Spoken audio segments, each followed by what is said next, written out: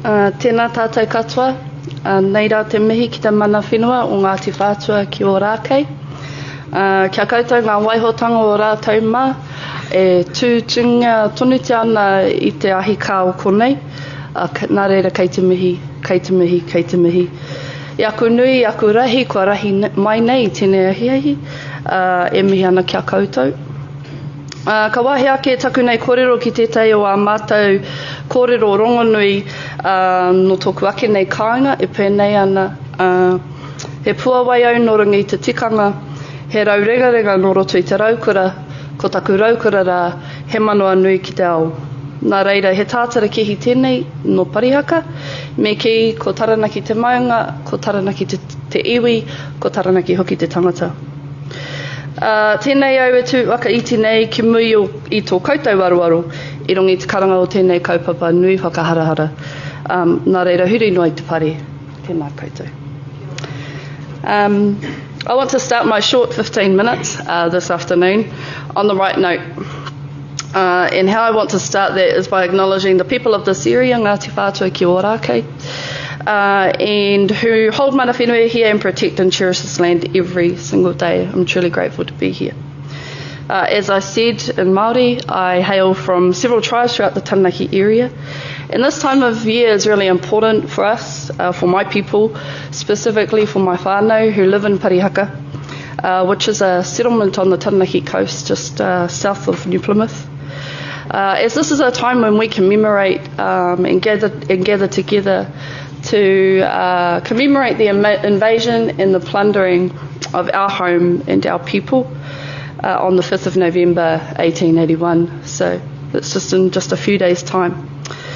For us, and I believe for all New Zealanders, this is the time of year that should not be about Halloween or Guy Fawkes.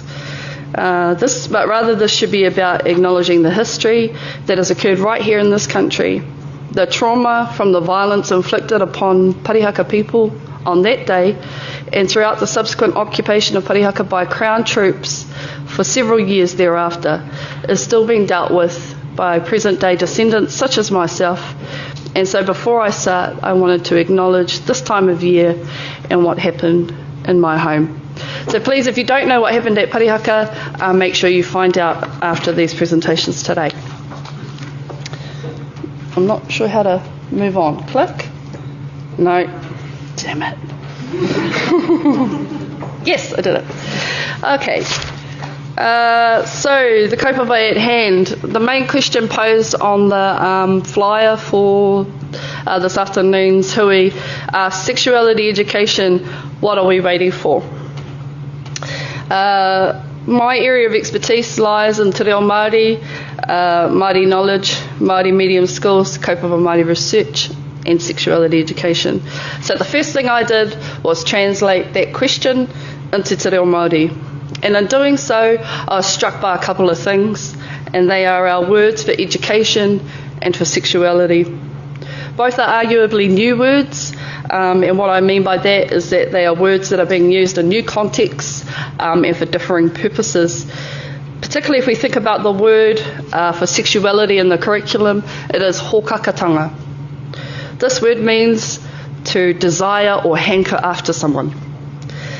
As many of you will know, that term doesn't really align with the diversity of subject matter that is held within sexuality education. This is not a problem with our language. We did not have a term for sexuality because we did not need one. Our ancestors got the best sexuality education out there. They didn't get a whole of school approach to sexuality education, they got a whole of life. Māori sexuality education is in the songs we sing, it is in the carvings we read, and in the stories we tell. Therefore, in translating that primary question for this hui into te reo and reflecting on its deeper intention, I believe I found the answer. And I've written that into the Māori text, which you can see, and I'll translate, which says, Sexuality education in Aotearoa, we are waiting for you. Now, just hold that thought, and I'll explain what I mean by that.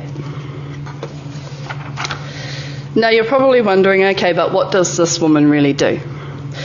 So as Katie pointed out, I work for a kaupapa Māori sexual and reproductive health organisation as the project leader for sexuality education in Māori medium. Māori medium are kura kaupapa Māori and wharekura, which essentially are state schools of both primary and secondary levels, which operate within Māori philosophy, normally te aho matua, and deliver their curriculum in te reo. The reason that kura kaupapa Māori were established, well, there are many reasons and they vary, but the reason I want to focus on today is that kura kaupapa Māori and wharekura were established to save our language and our culture. The first kura kaupapa Māori that I know of was actually established right here in Auckland. Te kura kaupapa Māori o Hoani Waititi Marae, which was established in 1985, so this makes kura kaupapa Māori and wharekura only 33 years old. So let's talk a little bit about education before kura kaupapa. The colonial institution of education has been and arguably continues to be in some spaces integral to our continued colonisation and assimilation. We did not lose our language like one might lose a wallet. We did not lose our knowledges like one might lose a set of keys. These were forcibly and systematically removed from us over the past 200 years since colonial contact. This has not only led to generations of Māori who cannot speak their own language or practice our own customs, but to generations of Māori who have been forced to take on colonial understandings of our bodies and of our sexuality. Consequently, sexuality education in Aotearoa for Māori, I argue, has a responsibility to contribute to Māori aspirations of decolonisation, the regeneration and maintenance of our knowledges, and to also have a role in healing some of that trauma. Now this is where I come back to the main question. What are we waiting for? Well, kura kaupapa Māori are waiting for you. Children enrolled in Māori medium education are made to wait until English medium students have their needs met. And then, when there is time and resourcing, a translation into te reo Māori is provided of those programs and resources. This population-driven approach to service the majority marginalises kura kaupapa Māori as being of a lower priority and is not being, and we're not seen as being the best use of funds. However, a lack of investment in the well-being of some of the future caretakers of te reo Māori is a price Māoridom cannot afford not to take. And our tamariki have a te tiriti o waitangi-based right to sexuality education now. Not after English medium has been serviced, and they certainly deserve more than a mere translated version of a program or of resources that are grounded in Western notions and understandings of sexuality.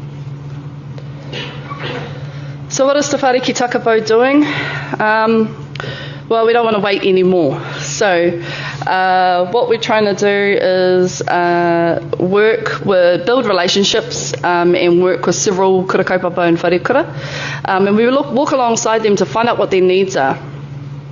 Then when we figure that out, I get together with a kura kaupapa Māori educational expert and we produce programs. This started about 4 years ago, brand spanking new at that time. And last year we released a program for years 7 and 8. This year we are piloting a program for year 9 and 2 wharekura, which is due to be released in early 2019. These programs are in alignment with current research and thinking in quality sexuality education, but are also grounded in Māori knowledge and delivered in te reo Māori by teachers at those kura. So how do we achieve this? Well, I basically spend my days using my skills in research and the skills of my colleagues to find examples of Māori knowledge that help our tamariki and rangatahi to deal with today's problems. I also spend a lot of time working on my relationships with whanau, hapu, iwi, kura kaupapa and wharekura, and in supporting teachers at those kura to teach the programs throughout the piloting phases. Obviously, because this work is pioneering in nature, It's quite complex and difficult. It takes time, and we are severely under-resourced, more so than English medium. And I just want to point out that the ERO report is completely useless to me because they didn't go to any kura kaupapa. Right, so just to give you 3 little windows into why sexuality education might be different for Māori kids. So just 3 little windows. First one, long hair, don't care. Our tupuna respected their hair and heads. Both boys and girls, men and women, had long hair. Hair does not indicate a person's gender and has nothing to do with notions of masculinity or femininity.